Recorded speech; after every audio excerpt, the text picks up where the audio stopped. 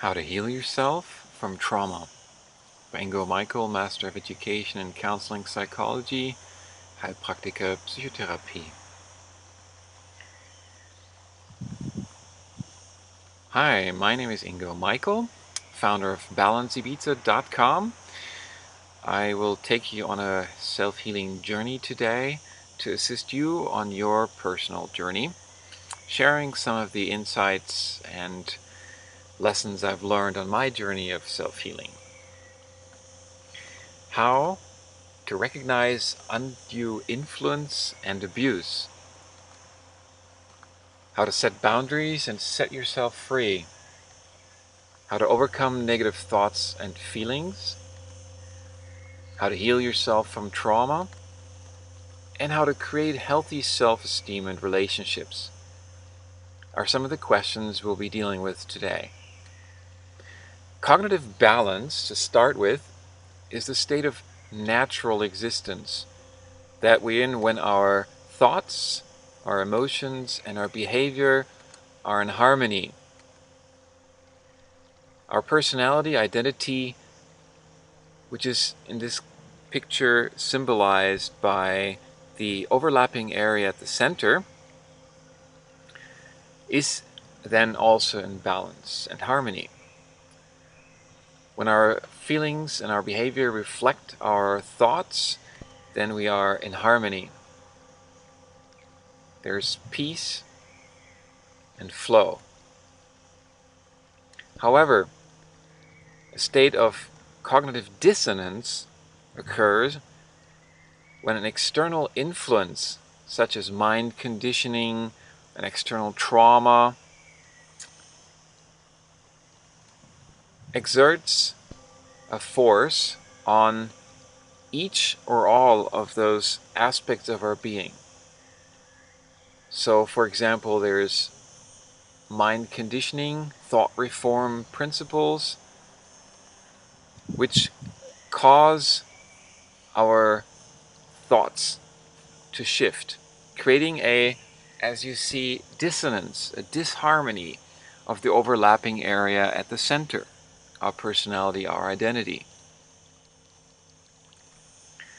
The same, of course, also occurs when our emotional or our behavior aspects are addressed, such as love bombing, when you come to a group and all of a sudden in the retreat in the morning you come to the fridge and there's this little beautiful plate prepared for you with your name on it, God loves you, and you feel loved, and it reduces your critical thinking at the same time as your critical acting.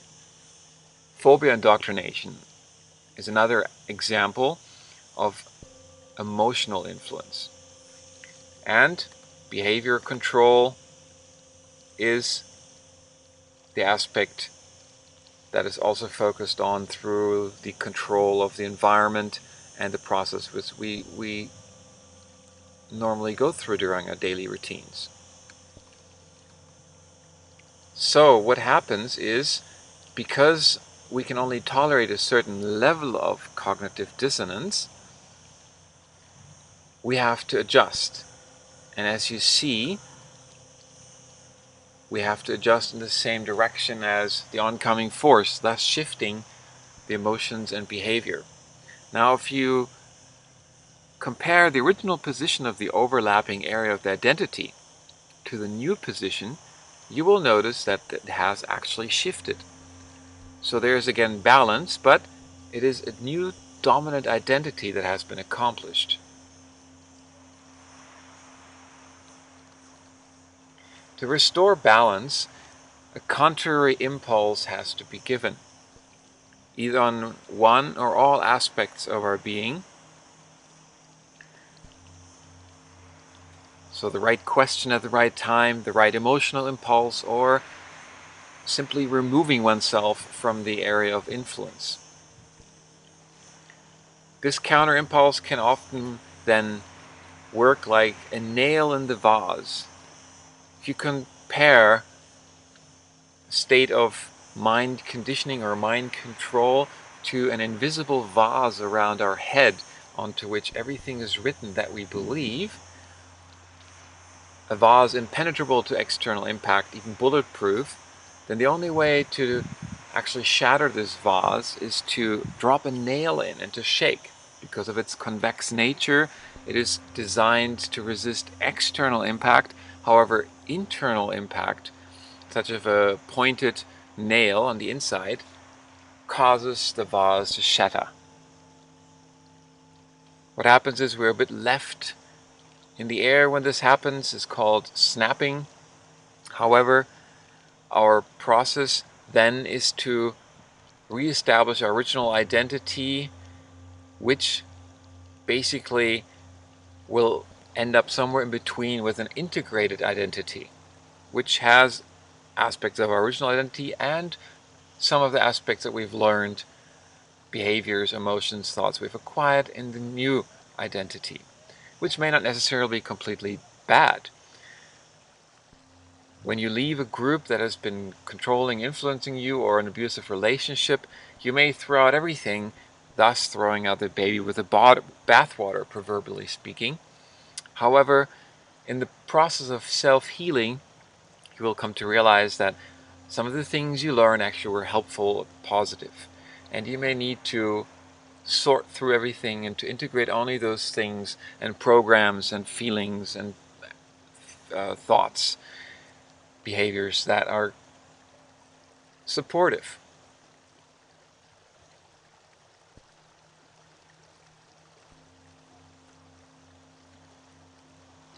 The next topic I'd like to talk about is transaction analysis.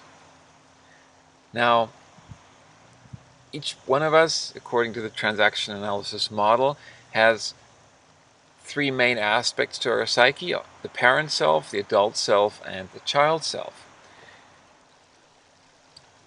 Correspondingly, when we interact with other people, our parent, adult, and child self communicate, normally healthily, adult to adult, the message being, I'm okay, you're okay. However, when the communication is parent to child, looking down, criticizing, the message is, I'm okay, you're not okay. And this is when abuse happens.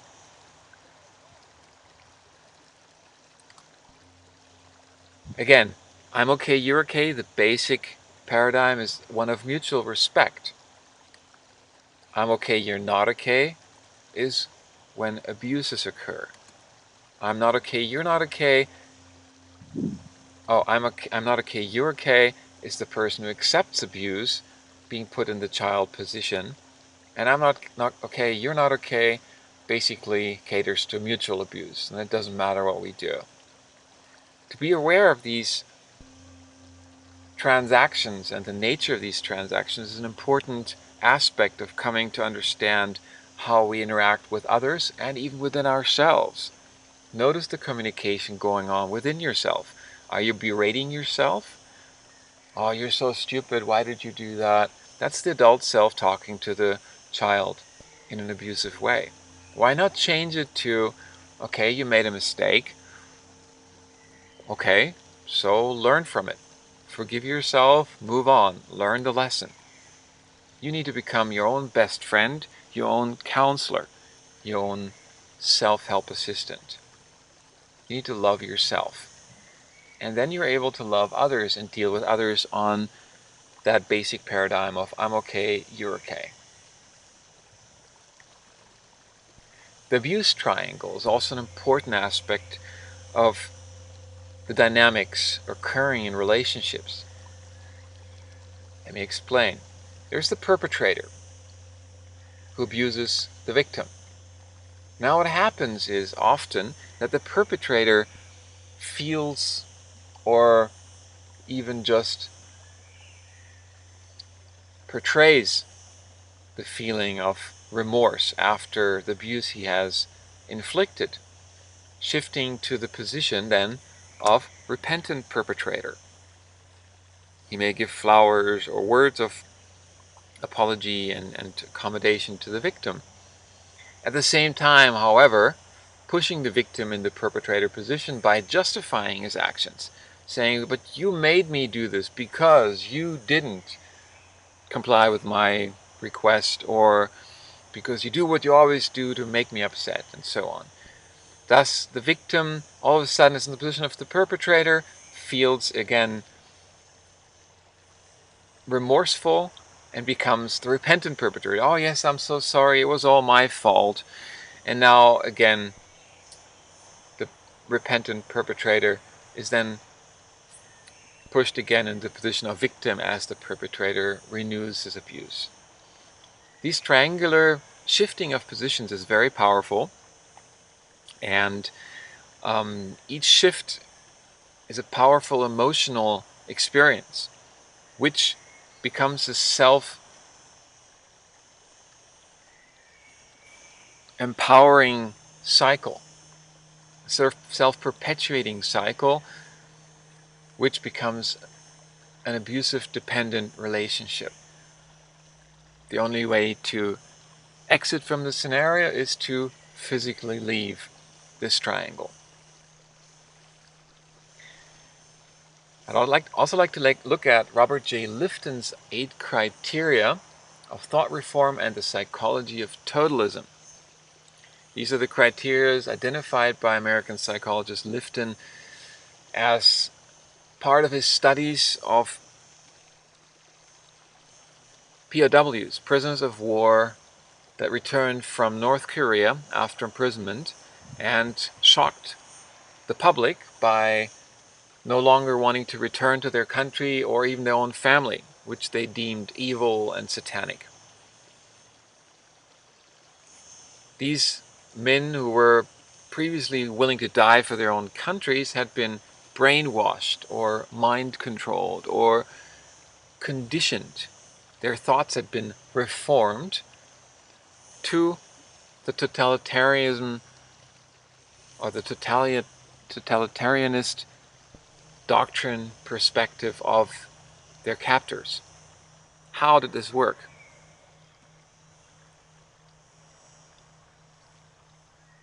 Lifton identified milieu control as the first aspect of these principles, the control of the environment and information. As Lifton and later on Singer continued to study modern psychological cults or sects, they found these aspects also in abusive groups.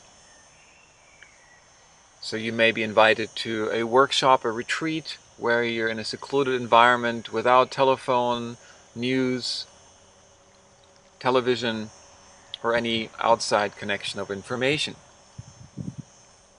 Only talking about the lectures, only talking about the contents they wish you to talk about.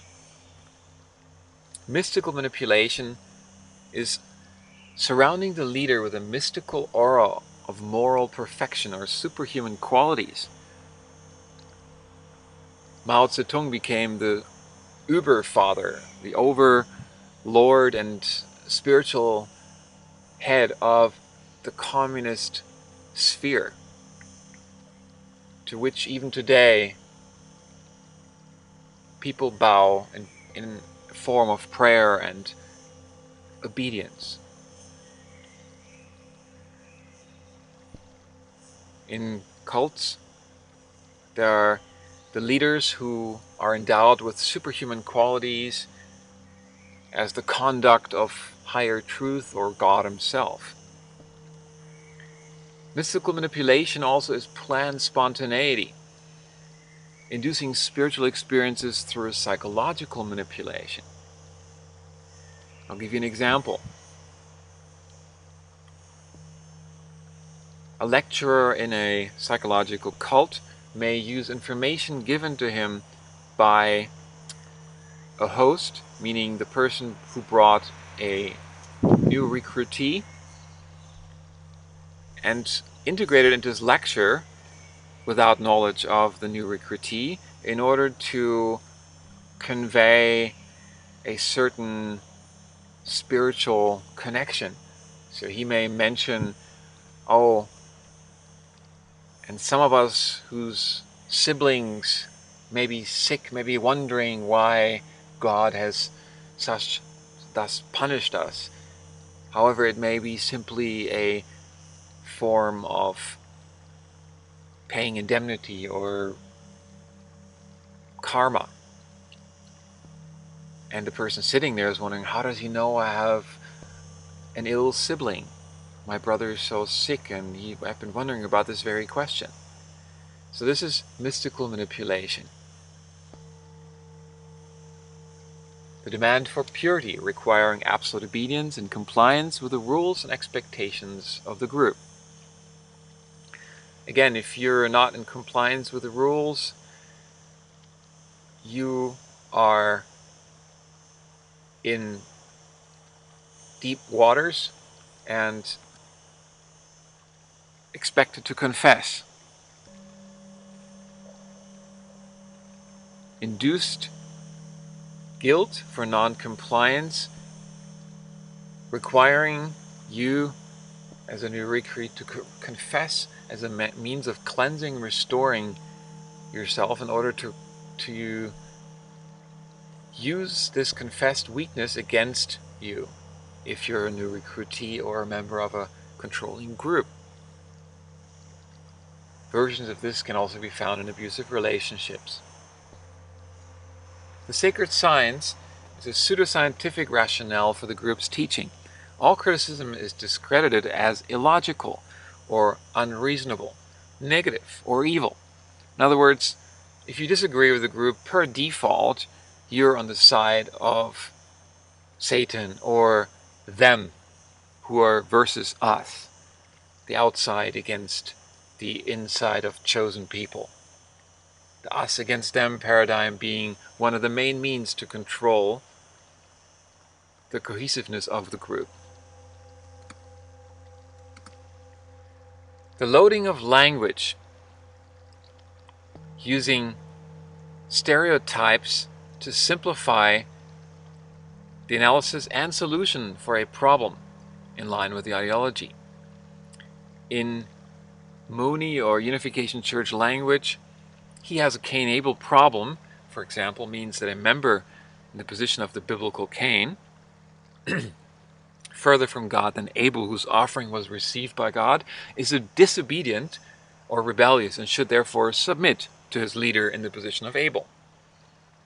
So Cain-Abel problem speaks of the problem and the solution in just that simple phrase.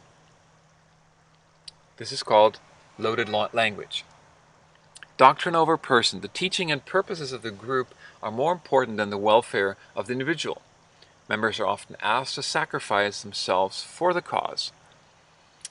The dispensing of existence. Anyone outside the group or anyone who disagrees with the ideology of the group is denied any human rights, including the right of existence, and is often declared as non-human, which explains why, for example, during the Communist Revolution, millions of people were killed. They were labeled bourgeois pigs, counter-revolutionaries, and thus did not fit the definition of a human being as part of the proletariat. In The Killing Fields, a documentary about what happened in Vietnam during the Communist Revolution, there are unforgettable scenes of young children putting plastic bags over prisoners' heads and suffocating them because they were possible counter-revolutionaries, denying their existence, their right to live, because they do not agree with the doctrine of the group. These are very powerful mechanisms and aspects of thought reform and the psychology of totalism, employed in modern psychological cults as well as abusive relationships to one extent or another. So the question often is not whether a group is in fact a cult, a controlling group, but more to what extent is it? So how do you avoid abuse? When you notice the signs of manipulation and abuse, such as those just cited, say no, stop, or just walk away. You don't even need to give a reason. You're free. Important when checking out a group or teaching is to always consider opposing viewpoints. For example, the groups and a critical perspective. So if you're investigating, for example, Unification Church and you met some wonderful people and you were so excited about them, it would not be a bad idea to actually do some research on the internet about Reverend Sun Myung Moon and the practices of the Unification Church, which in the past included such things as beating the spouse that was selected by Messiah Reverend Sun Myung Moon during a mass wedding with a baseball bat on the rear end as a condition of indemnity to indemnify human history and man's abuse of women over history. Unfortunately, sometimes incapacitating and even crippling people in the process. Apparently, this practice has been changed in recent years. However, if you speak to older members or ex-members of this group, they will confirm this practice. It's important to establish your boundaries with nonviolent communication. That is, if you're in a relationship that may be partially abusive.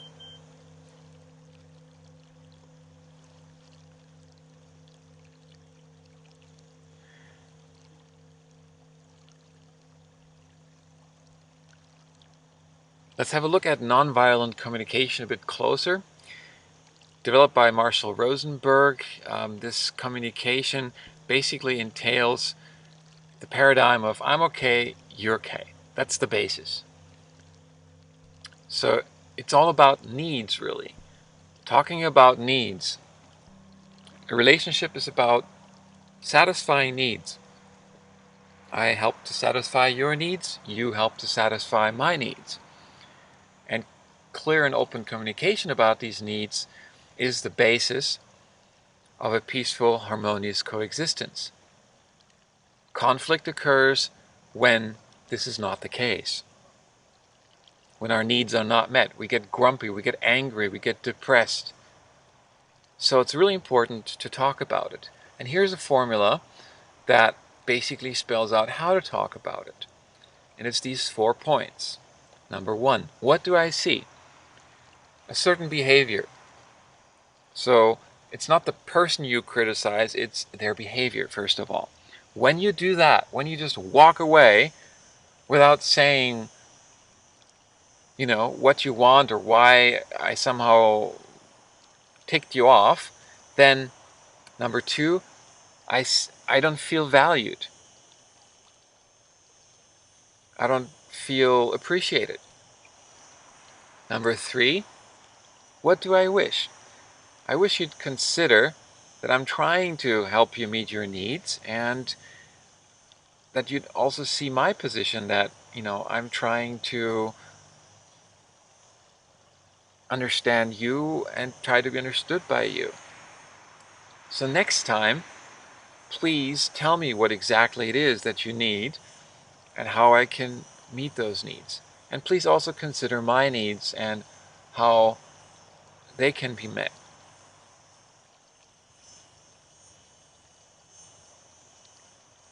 Most importantly, you are free.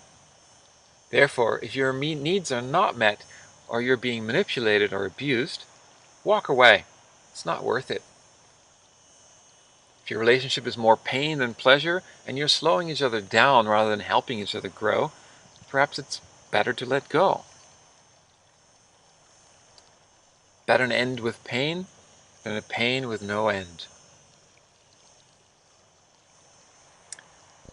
Now let's talk about self-healing. First of all, I'd like to talk about reframing, which is a concept developed in a direction of cognitive psychology called hypnotherapy. And it basically means that by changing the way we think, we change the way we feel and act. So, if you have a traumatic experience in the past, an abusive relationship, mind abuse in a cult group, or even an accident, First, you need to put it on a TV screen. And I'd like to walk you through this exercise, if you would. Just simply close your eyes for a moment. Take a deep breath. Hold it. Notice the pause. And exhale. Now I want you to think of a traumatic experience and to put it on a TV screen. But turn off the color. Put it further away from you, in a distance that's comfortable, where you don't have emotional attachment. Now I want you to project onto that screen, as if viewed by an external camera lens, your experience of that trauma, that traumatic experience. Let it run in black and white without associating it, just as if you're watching someone else it's happening to. Free of emotion, free of association. This is called dissociation. So run that scenario through your mind. Put it as far away as necessary in order to feel comfortable with it.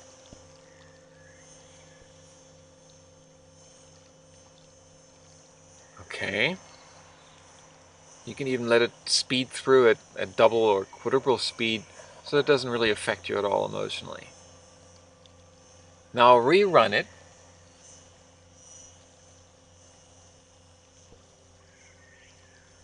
After running it without emotion, this time with the color back on and with plugging in the resources that you have available. Change it, in other words. Change the script.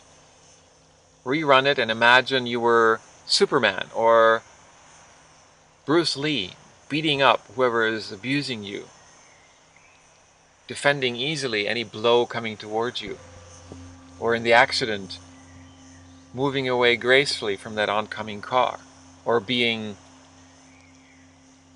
invulnerable. Whatever it is, whatever resource you need, your imagination is able to supply it. Putting yourself in a position of power, in a position of control.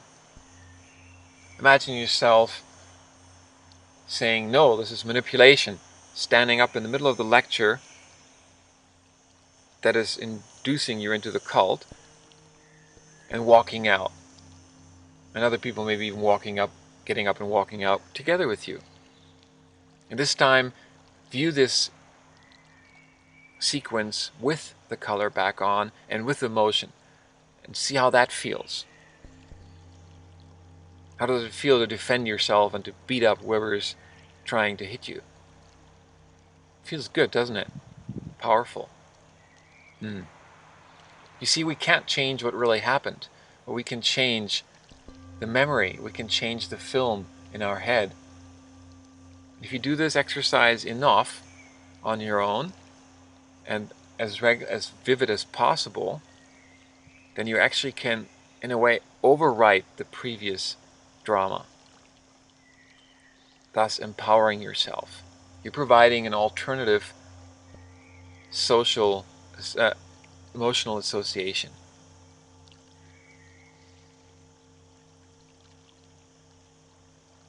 So run different scenarios and try out different scenarios.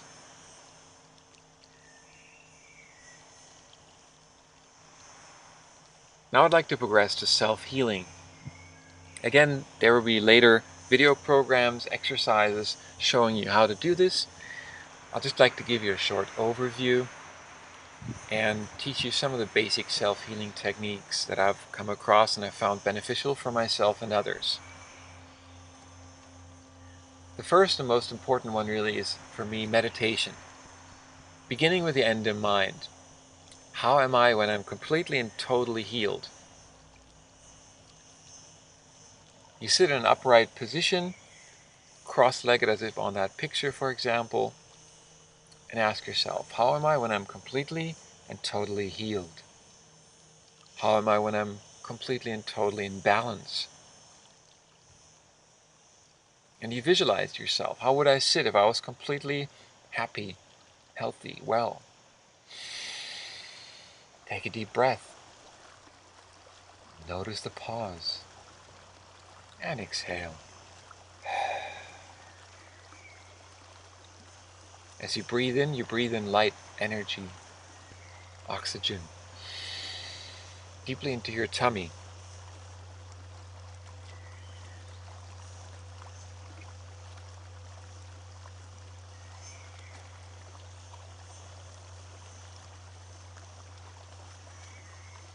Notice the pause and let go.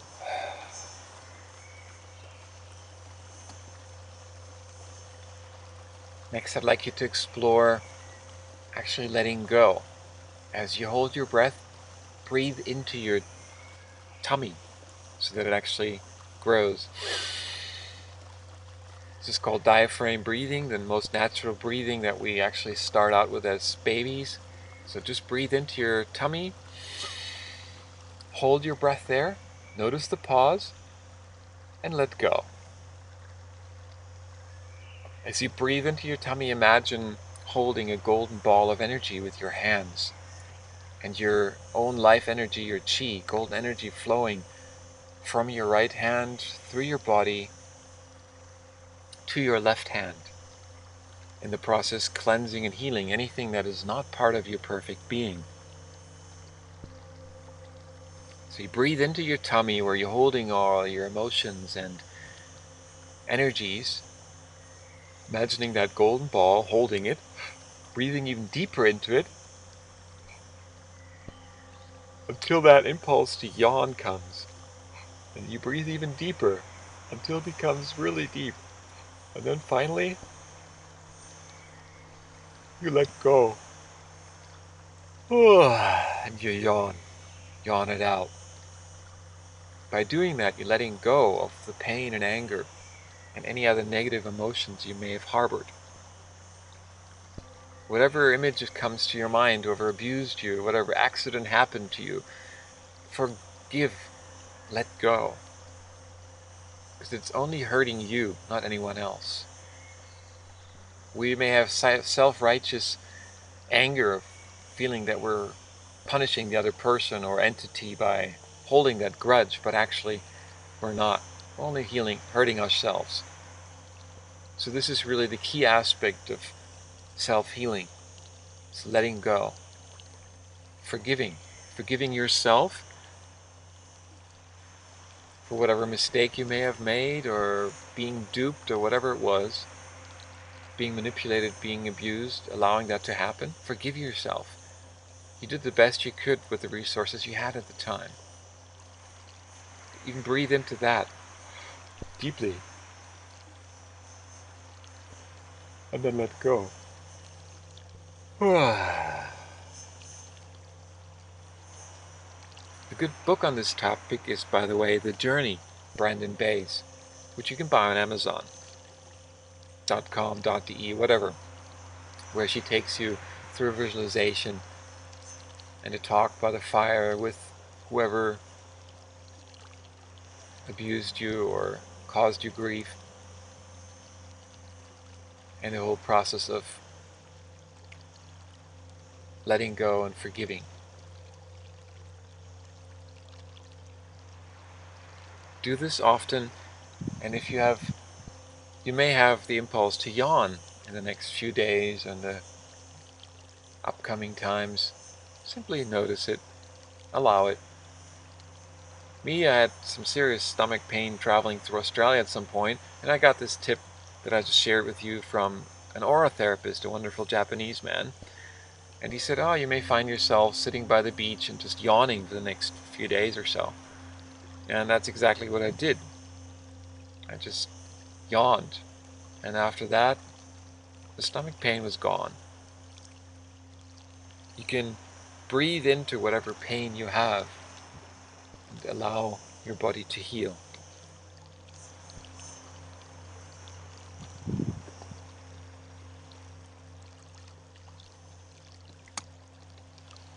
Important here is that the past is not the future. Learn to trust again. Social connections, sports and hobbies. Write and talk about your experience. Help others. This can give meaning to your own experience. Somewhere I heard that we've taken on certain soul burdens freely in order to heal them. It's all a question of how we look at things that determines whether we feel as a poor abused victim or as a survivor who has gained a precious and valuable knowledge and insight and depth, which you can use to help others, for example.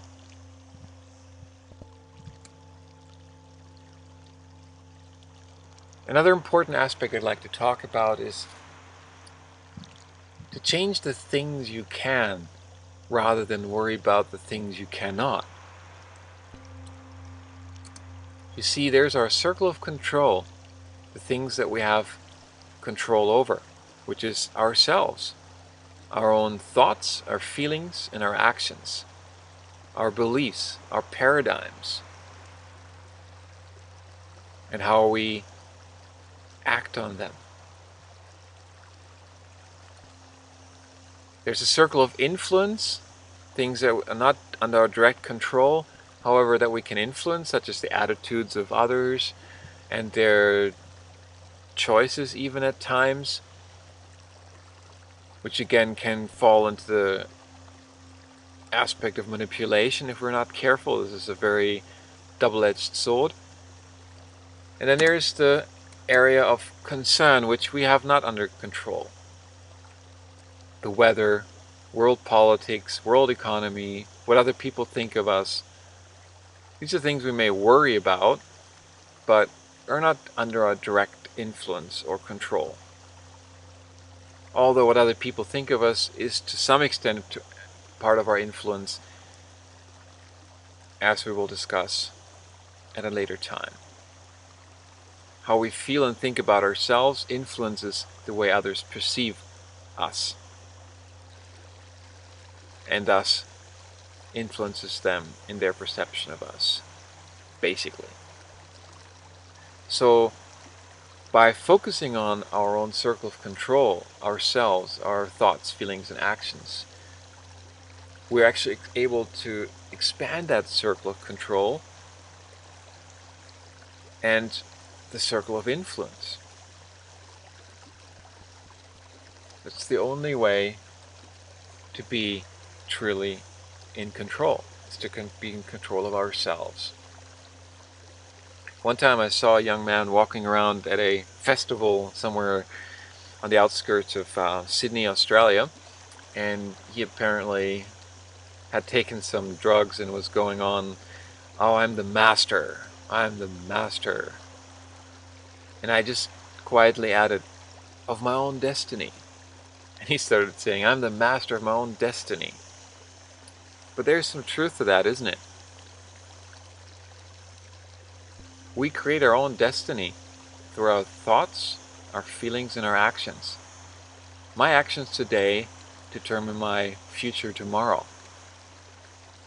When I stop to focus on the wrong things and negative things that are outside of my circle of influence, when I start to focus on the positive things I do want rather than the things I don't want, then those things will grow, because whatever you focus on expands. So stop wasting time on the circle of concern and start focusing on your circle of control, working on your own beliefs and your own feelings and your own actions. How then do you deal with negative thoughts and emotions? My favorite approach here is I call it mental Tighty, which is based on the Buddhist concept of non-attachment, which basically means notice those thoughts and emotions and let them go. Convert them to the positive. So I draw a figure 8 through space with my hands, turning my upper body from left to right and back, as you can see in another video in this program. And it is basically the motion of converting the negative to positive. And an oncoming force you allow to simply pass you by. So you notice whatever fear comes up, you acknowledge it, and you let it go. Convert it to something positive. If you're afraid of falling down that steep slope that you're about to ski down, you notice that, you let it go, and instead visualize the desired outcome, which is you're pumping your fist as you reach the bottom of the slope without having fallen. That's what I did once in the Alps at a Black Mogul run at dusk after sunset with very low visibility. It works to overcome fears, anxieties, any other negative feelings or thoughts that give rise to those feelings. An important aspect here is also meditation. Silence of the mind. Take a deep breath, notice the pause, and let go.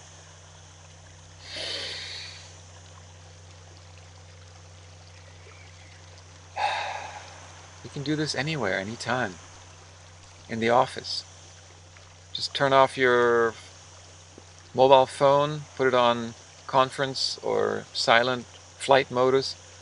Put your phone on answering machine, lock your office door for 10 minutes, and just do this. Breathing. Listen to the silence. Or use the Magic River meditation, which you hear running in the background, that I've produced for this purpose.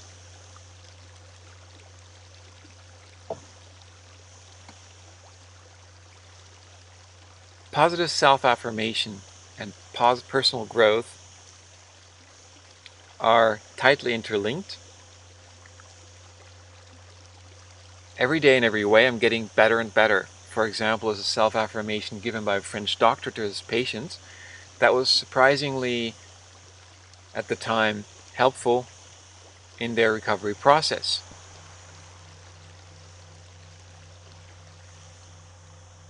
So rather than the negative affirmation, oh, I'm so bad or whatever, we change it to a positive one. I'm fine.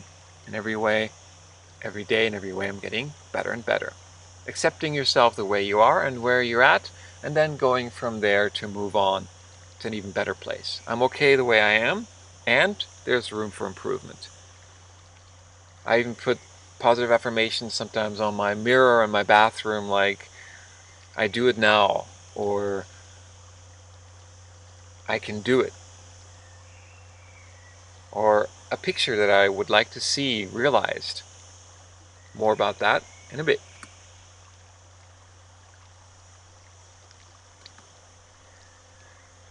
In terms of our behavior, it's important to start with a paradigm of, I like myself, or even better, I love myself. Therefore, I take care of myself. This reflects in our behavior in the form of exercise, nutrition, and other positive habits. I exercise regularly, eat well, and drink sufficient water. Here my tip would be a Total Gym 1000, which you can purchase on eBay or any other platform of that nature.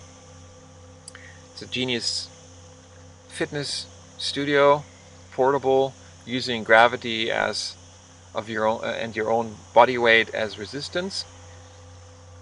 And 15 to 20 minutes, 3 to 4 times a week, alternating with swimming and running, will help you stay fit for the rest of your life. A balanced diet, all the nutrition your body needs, vitamins, minerals, fibers, carbs, proteins, fats. Study what your body needs and give it what it needs.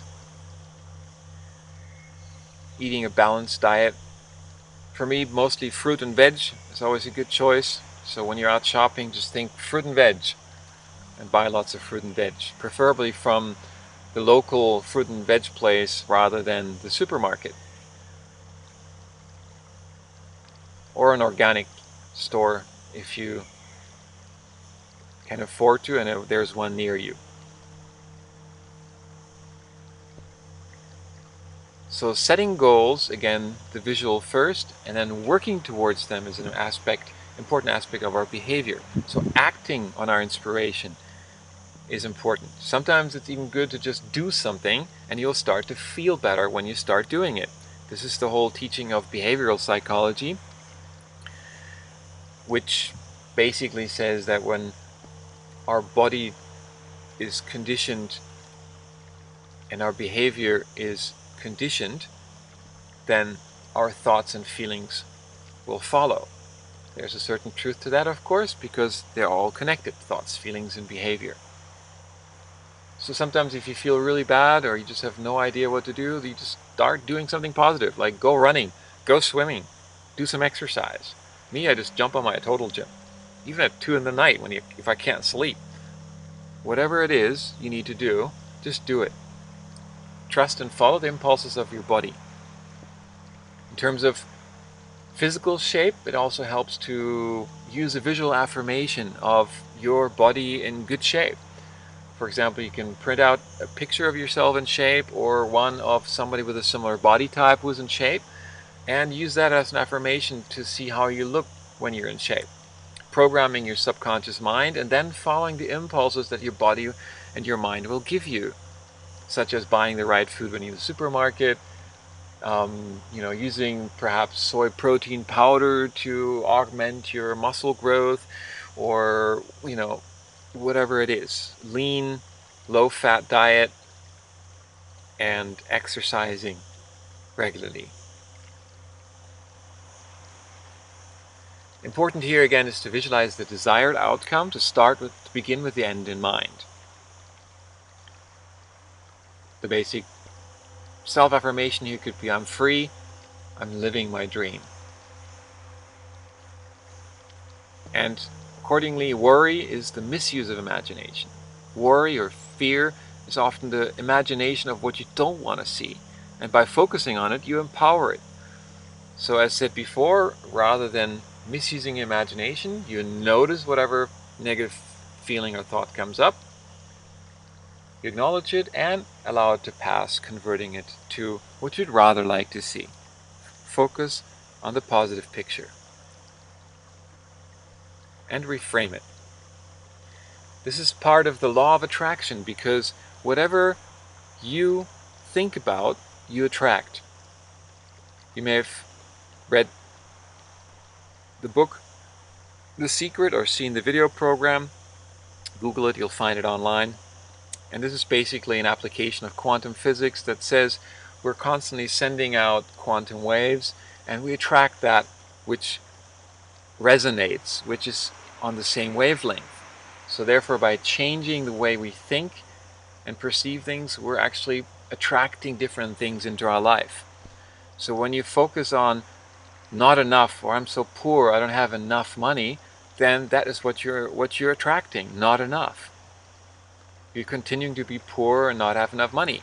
Whereas when you focus on, I have enough, my needs are met, which is the basics, right? Your food, your drink, a place to stay, accommodation, safe place to sleep, then everything else is bonus. When you realize that, you can let go.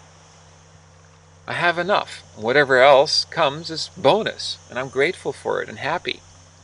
Don't you already have everything you really need to be happy? Aren't you already complete in yourself? Whatever else is bonus. This is even true for relationships.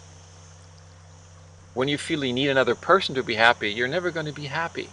Because only when you're happy on your own, when you're complete on your own, will you attract someone else like that, and you can have an interdependent relationship which is not based on dependency, not on need, but based on wanting to be. I distinguish here between 3 levels of relationships: a dependent, followed by an independent, where 2 independent people come together, to the interdependent, where 2 independent people enter into an interdependent relationship based on mutual respect and independence and freedom, because they want to, because they choose to, because it works, because they're in harmony. So when you focus on what you really want, like a peaceful, harmonious, loving, kind, passionate relationship, then that is what you will attract. So what does my life look like when I'm happy and fulfilled, making a valuable contribution with my unique talents and abilities? What kind of relationship am I in? Where do I live? These are good questions to ask yourself. And I recommend asking them yourself as you enter on a meditational journey with music meditation on your ears, meaning in your headphones. Use your iPhone or whatever smartphone you got, or MP3 player or laptop. Put on some meditation music. Look at these questions, then close your eyes and ask yourself these questions. And then see where it takes you. Follow the pictures, follow the images. And then write down whatever comes to your mind, your heart. Print out a picture after you look for it in Google. Put a date on it, when you'd like to accomplish it. Again, I'll mention more about this in a moment. You are the artist of your own life, the master of your own destiny. So, create life the way you wish to see it. Create the pictures you want to see. Because if you don't, someone else will hire you and make you help them build the picture that they want to see.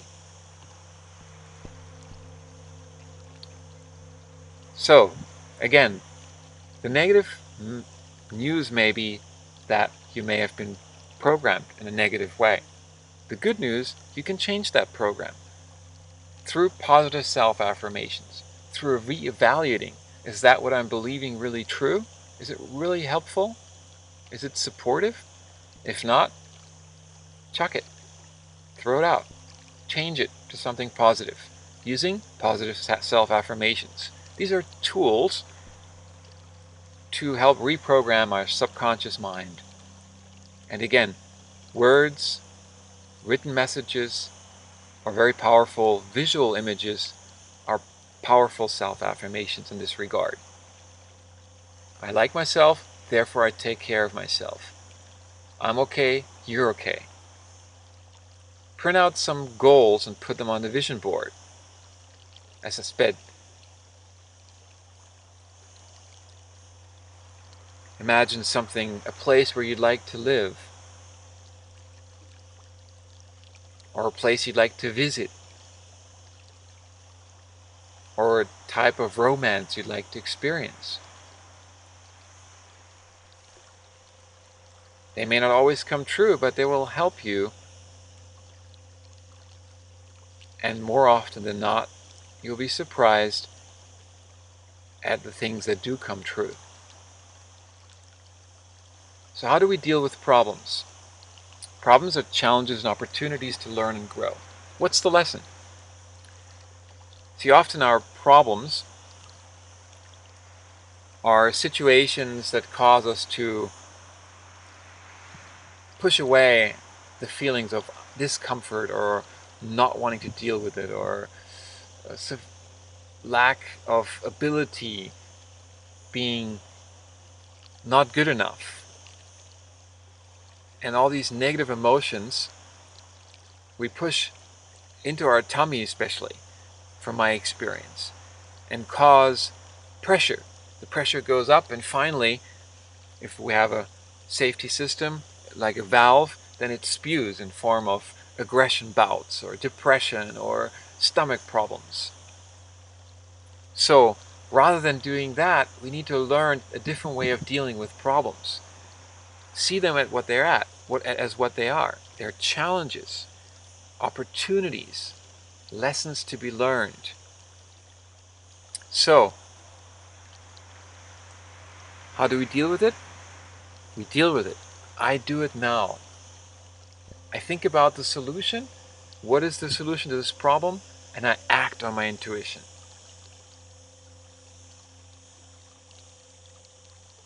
Focus on the solution, not the problem. Okay, how can I solve this problem? There's a Zen approach, which is to remember the solution as if you already had it.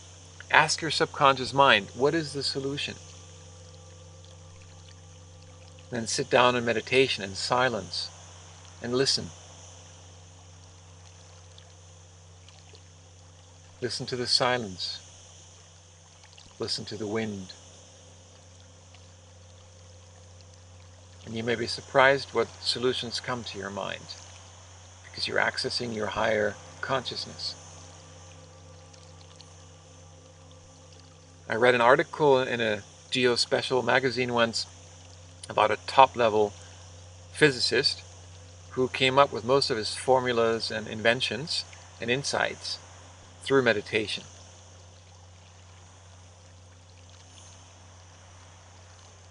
Whether you call it the superego in Freudian terms, or our super consciousness, your higher consciousness, whatever, there seems to be a higher creative ability that we can access when we enter this state of alpha brainwave, which is between 8 and 12 hertz, and down to delta, which is 4 to 8 hertz, states of deep meditation, accessing our creative potential.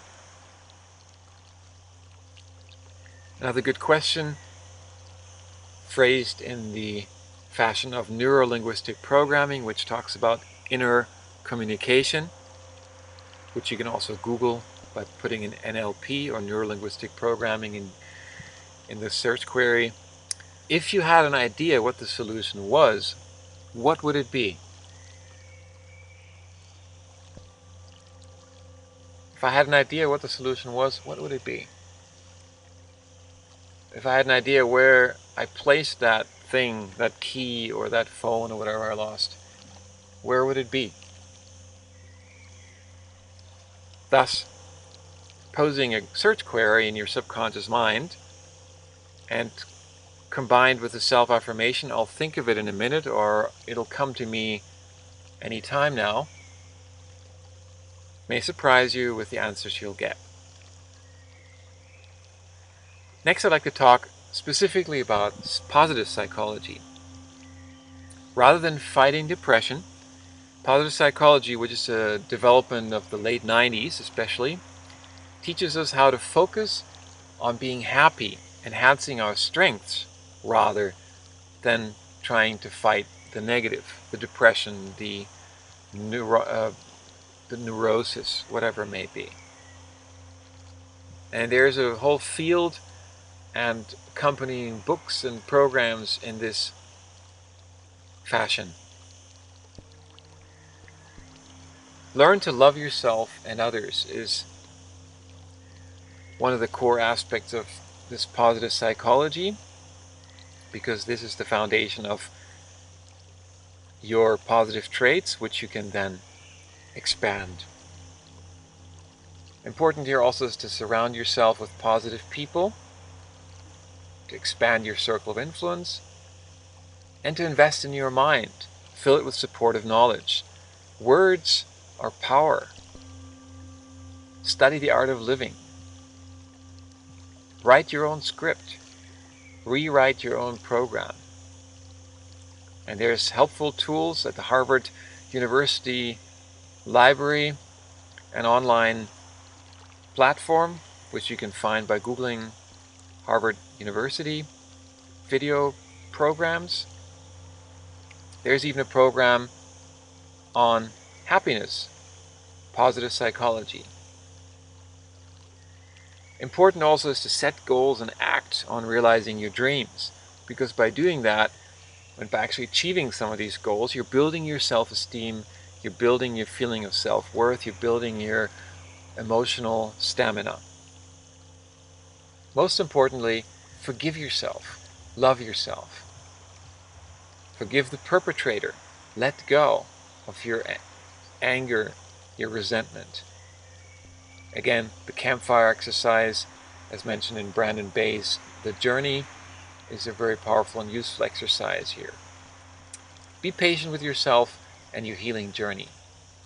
Do take time to regenerate and heal. You're worth it. And if you don't take that time, your body or your mental, emotional makeup most likely will make you, if you've been through traumatic experiences or prolonged stress. Let go and trust in the flow.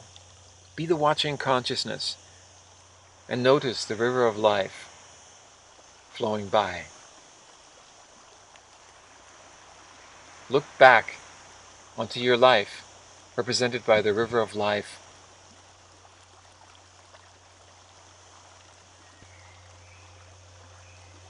And make peace with it.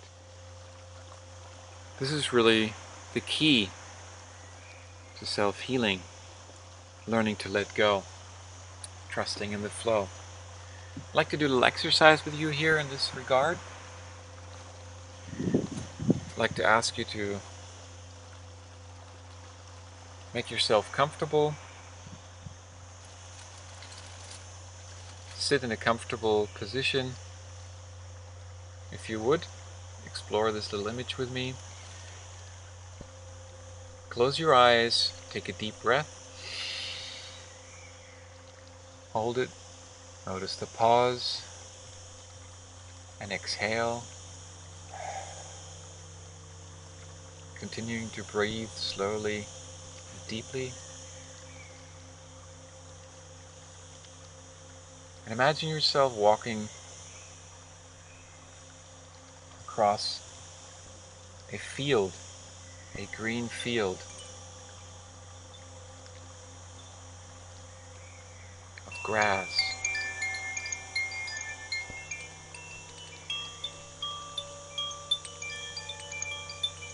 The soft, fresh grass under your bare feet as you walk along.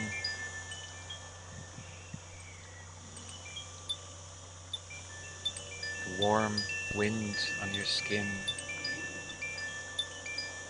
Blue sky above. And you're completely and totally at peace. It's a warm summer day. You notice the wind gently caressing the trees. Do you notice a river flowing from the horizon past you? This river represents the river of your life.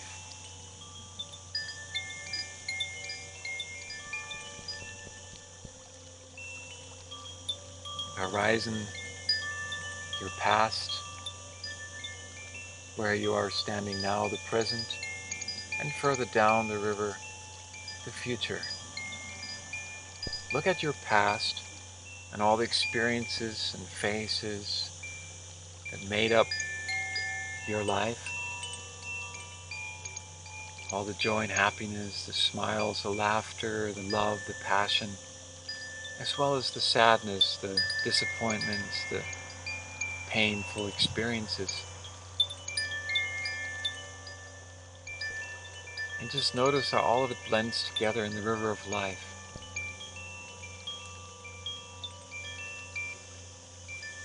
And how it is beautiful and perfect in itself.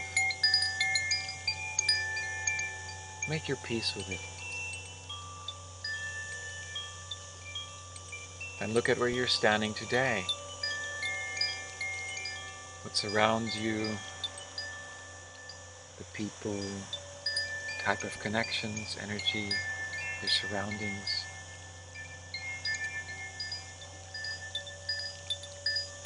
And see all the things you can be grateful and appreciative for.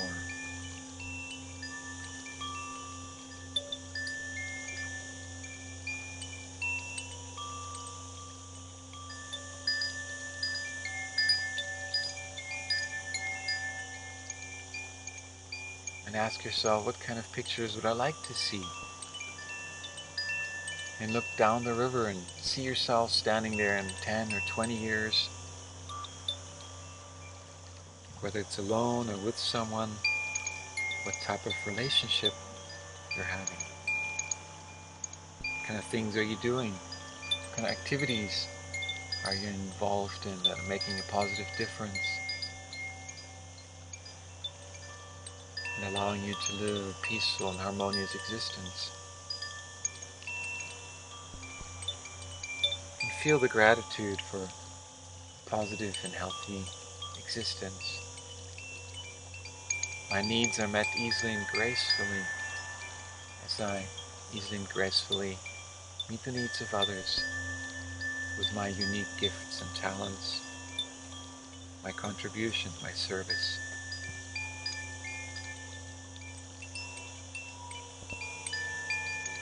see yourself even further down the river as a old man or woman close to his departure time, feeling that there's no regret. You've lived a good life and done positive things, helped other people, given as well as received, and made your peace, your harmony. Perhaps a smile on your face as you're gratefully reflecting upon your life and are ready to embark on another journey.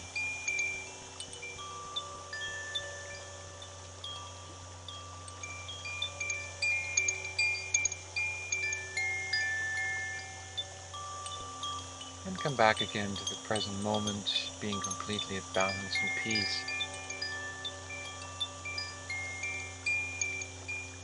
Taking that feeling of positive trust and gratitude into your daily life from now on.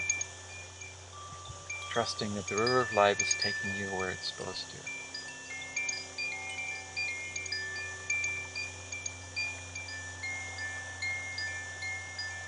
Making your peace with the river of life.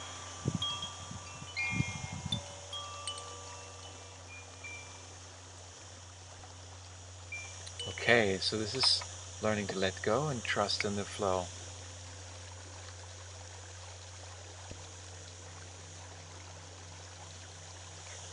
Coming back to the here and now. Opening your eyes and being fully alert again.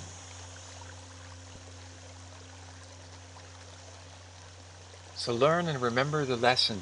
Don't lose the lesson, whatever it is, whatever accident, trauma you've experienced. I got hit by a car a few weeks ago and luckily didn't break any ribs even though I smashed the windscreen. I could have been dead. The car was going probably about 40 k's an hour. I survived. What's the lesson? Well, look not just left and right, but left again before you walk. Be aware, be conscious.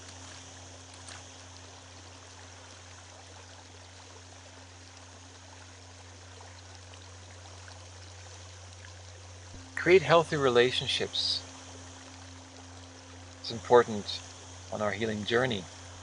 Again, the basic paradigm, I'm okay, you're okay. I accept myself the way I am, and I accept you the way you are. I support you on your journey. Try to encourage your growth and your well-being, as I hope you will with me. Relationships are like trees.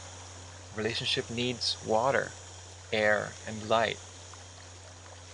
Figuratively speaking, meaning love, some space to breathe, and more love and understanding.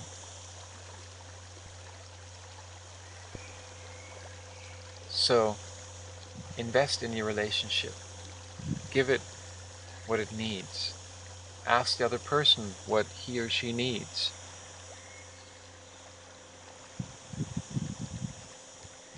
And the more you give, the more comes back to you. That's the law of karma. So if you love unconditionally and try to make the other person happy, then good chances they will too, if they're on a similar level as you are. If not, and your needs are not met, again, you may need to move on and find someone who is. I found a bumper sticker once that said, "Random acts of kindness." I like that one.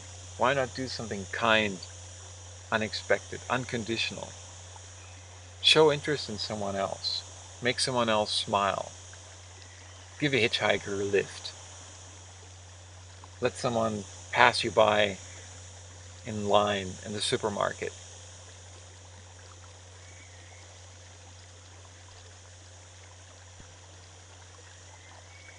Makes you feel good as it makes the other person feel good.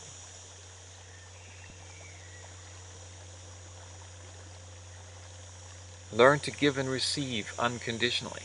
Don't do things to get things. Don't help someone to be helped. Don't help someone to make them indebted to you so that you can then use them, but rather help them unconditionally without expecting anything in return. Give them a gift unconditionally. And then see what happens. Let go. Whatever goes around comes around. Whatever energy you give out ultimately comes back. Maybe not from that person, but in form of karma in another way. I help people when I can. I give them rides. And when I need a ride, when my car breaks down, whatever, there's help.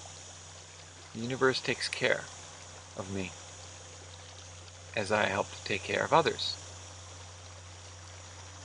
It's a universal principle. Again, communicate about your needs. Ask the other person, what are your needs? What's your need of intimacy? How can I help you fulfill that? And here's what I need. Let me know if you're able and willing to meet that need as well. Perhaps we can find a way of compromising and finding a solution that works for both of us. Here's an important principle of success that you can find in a book called The 7 Habits of Highly Effective People by Stephen Covey, who, even though being a Mormon, which in my opinion is another, or is in the opinion of other experts, is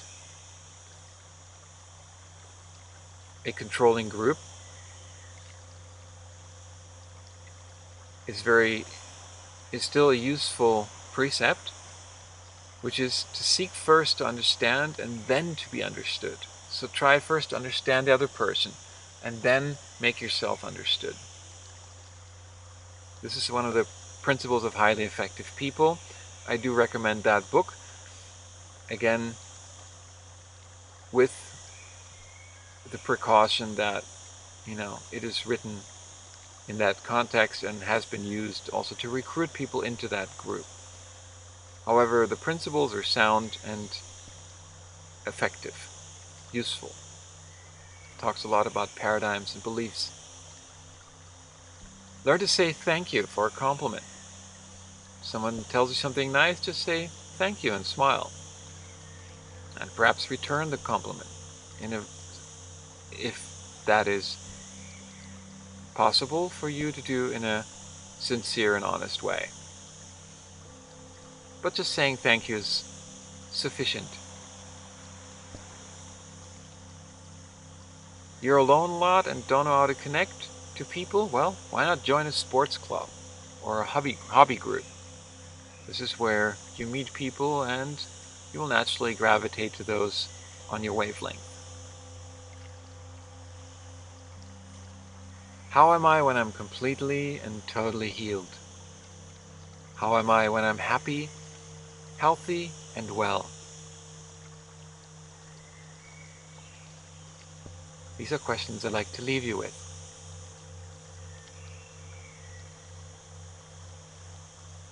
And a final thought, every day in every way, I'm getting better and better. I wish you peace, love, and harmony, and much healing on your journey. Namaste. You may contact me